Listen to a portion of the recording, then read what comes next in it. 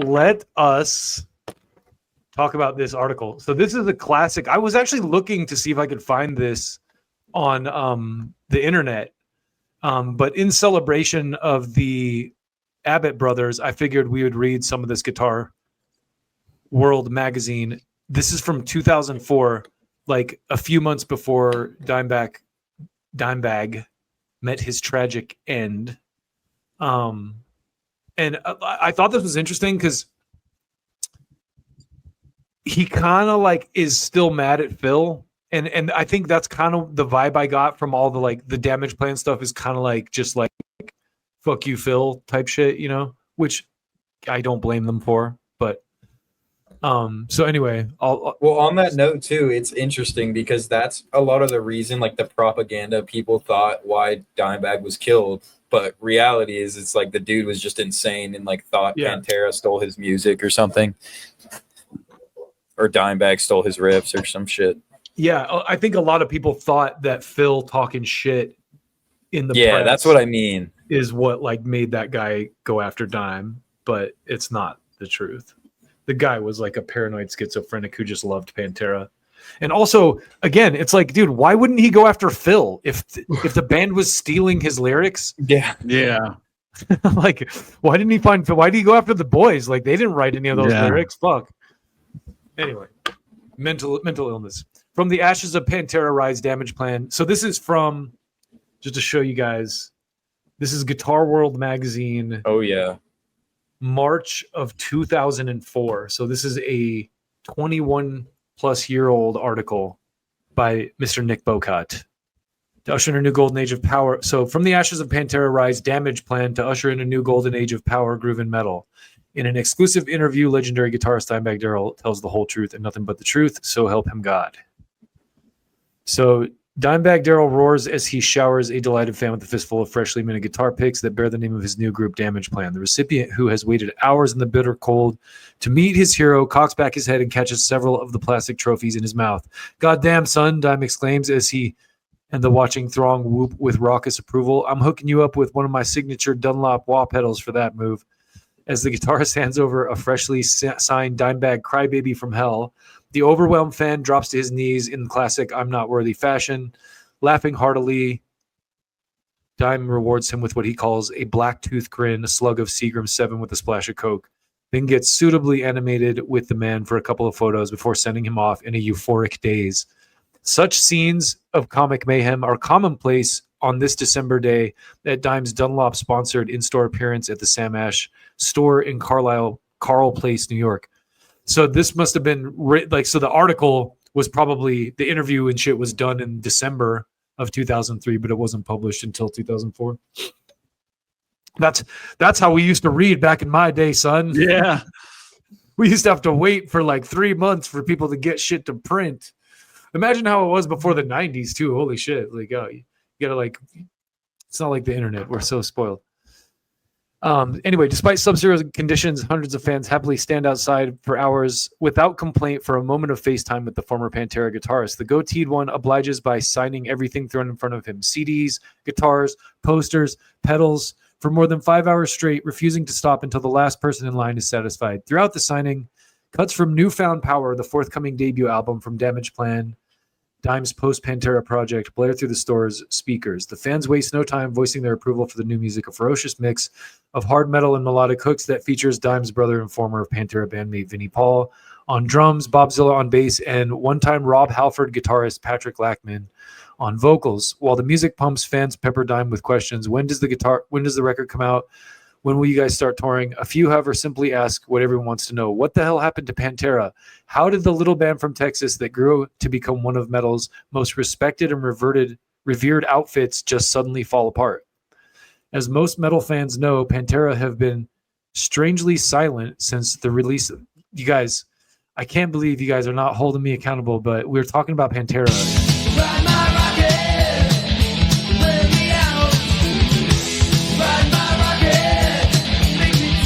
As most metal fans know, Pantera have been strangely silent since the release of their 2000 album, Reinventing the Steel. Following the record's release and tour, frontman Phil Anselmo and bassist Rex Brown took time off to work on the second album from their side project, Down, what might have been temporary hiatus for Pantera dragged on as Anselmo then formed numerous additional projects, including Superjoint Ritual, with whom he released albums in 2002 and 2003.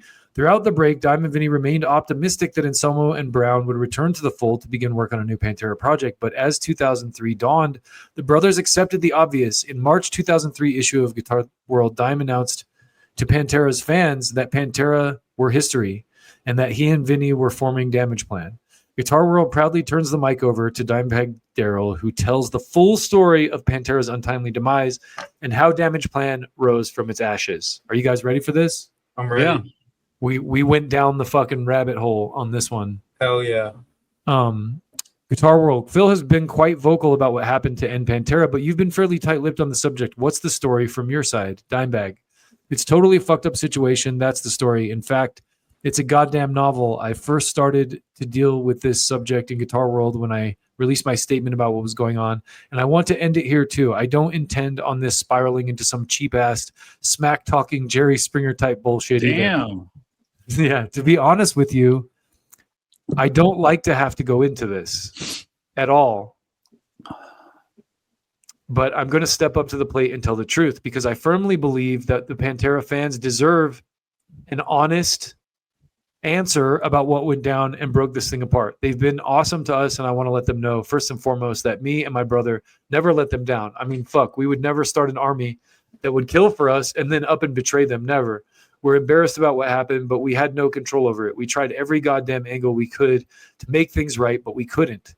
It crushed the shit out of us and took 2 prime years out of our careers, but at this point, it's totally out of our hands, so we've accepted it and moved on. Guitar World, why did it take you and Vinny so long to throw in the towel and say Pantera's over? Were you hoping the band would get back together?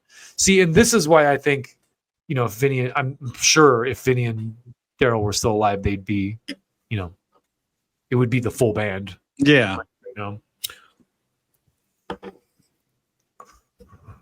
Yeah, I guess. Even when it looked like it was beyond repair and Phil was talking trash about Pantera and us, we kept hoping that something cool would happen and things would somehow get back under control.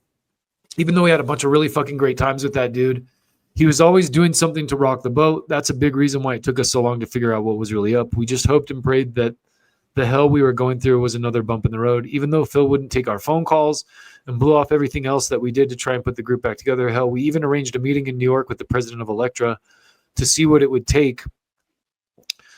But once again, Philip turned it down. The main reason Vinny and me waited around for so long and tried so hard to make it work was because we wanted to do Pantera forever.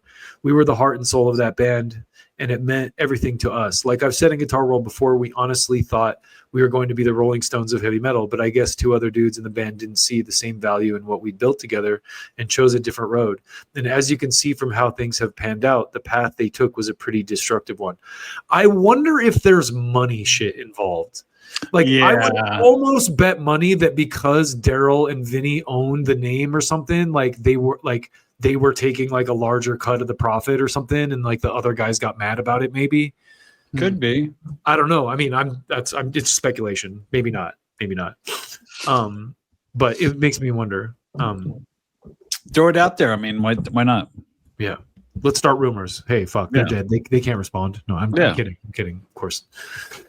If I had to say just one thing about what went down and how it got dragged out for so long, it'd be this. It would have been so much cooler if when Philip and Rex started recording the Second Down album, they just said, Dime, Vinny, our brothers of 15 years, we've made 5 crushing records and we've had a lot of great times, but we're done with y'all. I would have been shocked, bummed out, and wouldn't have understood why, but at least we would have gotten the heads up.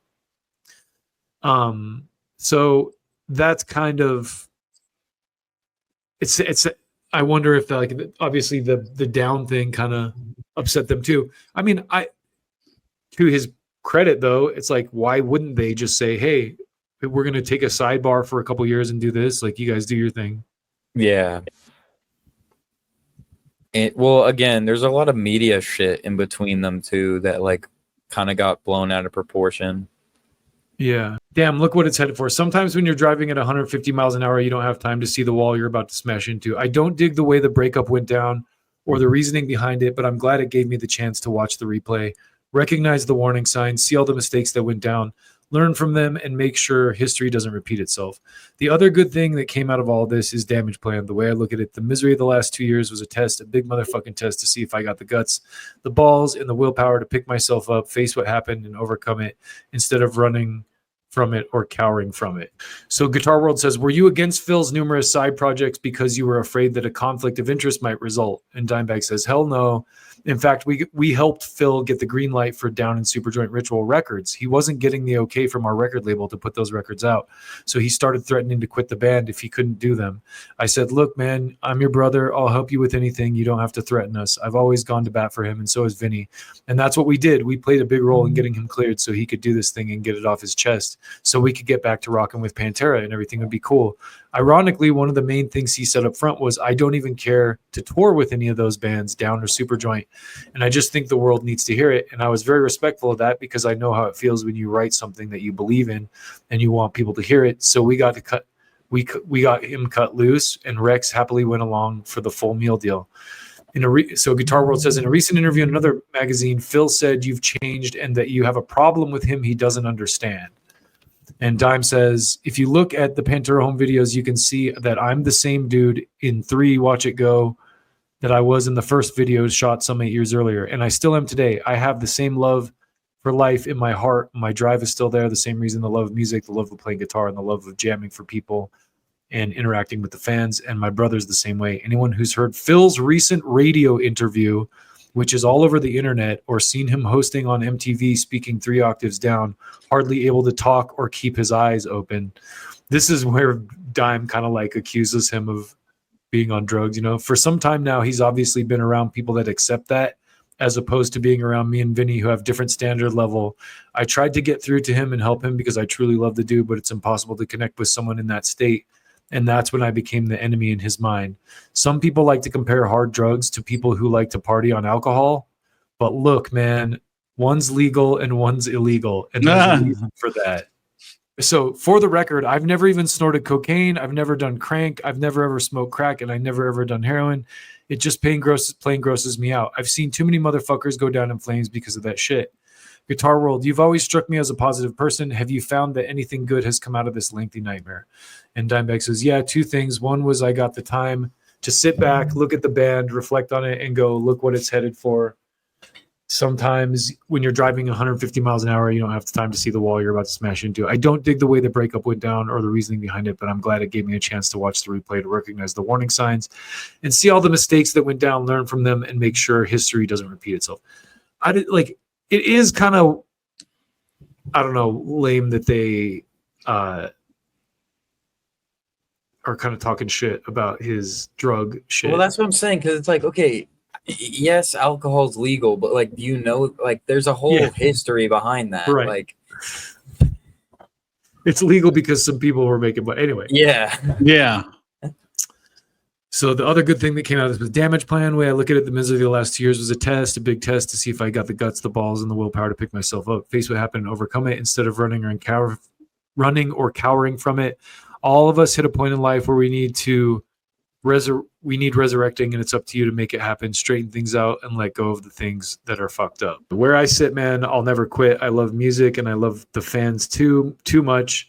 So I put on my badass shoes and started kicking ass with this band, and it's been a lot of hard work to crawl out of the hole, and it hasn't been easy, but at this point I've got my family, my brotherhood, my music, and a crushing new band.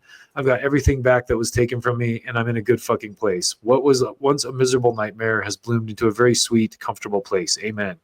You seem very comfortable playing with this band, Vinny, Pat, and Bob. Yeah, it feels like home again. I'm in a band where all 4 dudes have the same goals and are very driven. We all live in a beer can's throw away from each other, and when we're not jamming, we're hanging out. There's no drug dependencies, no excess baggage, and no dead weight. It's fun again, man, and it feels great. Everyone's inspired on the same page. We all have the same plan, the Damageplan. Interesting stuff. Mostly for me because, I don't know, I think at the time that Pantera kind of fell apart, once they put out Reinventing the Steel. Oh, yeah. It was kind of like, I mean, I like that record in retrospect now, but I don't know that. Like, yeah, that's exclusive. It's interesting to hear Dimebag's point of view because you always hear Phil's side, of course, but Also, you know, like I said earlier, there's like that media part of it where a lot of the shit they said about each other was kind of taken out of context, or like, you know, if they would have just called each other and been like, yo, dude, like, Well, it kind of sounds like from what he was saying there too that like they tried to get they Phil on the tried, yeah. phone, So and he wouldn't Phil. fucking. A lot of that is He Phil was for kind of sure. a bitch about it. Yeah.